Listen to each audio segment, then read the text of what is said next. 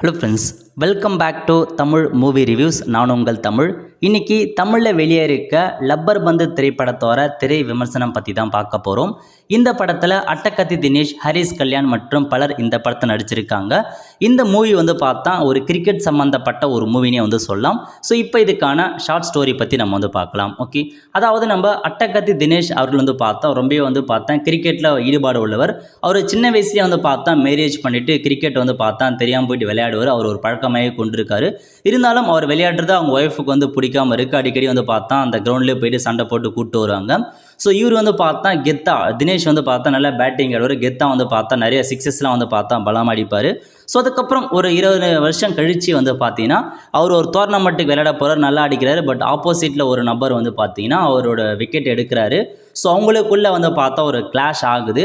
So இவங்க 2 பேருக்குள்ளே எப்படி கிளாஷ் ஆகுது, அது மட்டும் இல்லாமல் ஸோ இன்னொரு நபர் ஹரிஷ் கல்யாணோடைய அவர் பார்த்தீங்கன்னா நம்ம அட்டகத்தி தினேஷுக்கும் ஒரு பொண்ணு இருக்கும், 2 பேர் லவ் பண்ணுவாங்க.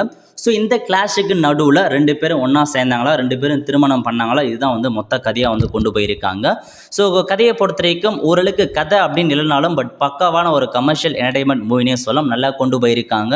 நிறையா காமெடிஸ் ஒர்க் அவுட் ஆகிருக்கு, ஒரு சில எமோஷன் நல்லா ஒர்க் அவுட் ஆகிருக்கு. ஸோ அந்த கேரக்டருக்கு ஏற்ற மாதிரி எல்லாமே பார்த்தா பக்காவாக நடிச்சிருக்காங்க.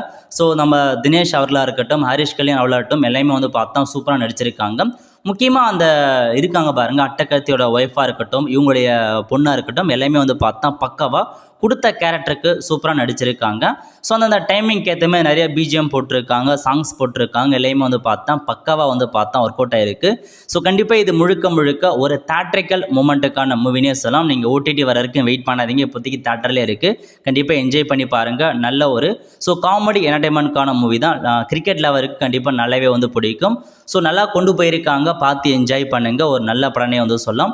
எங்கேயுமே லேக் ஆகாமல் சூப்பராக கொண்டு போயிருக்காங்க. கடைசி வரைக்கும் த்ரில்லிங்காகவே கொண்டு போயிருக்காங்க.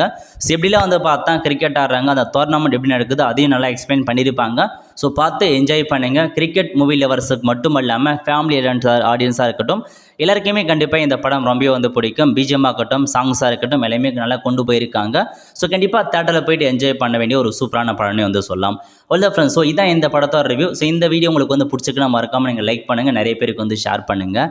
தேங்க்யூ.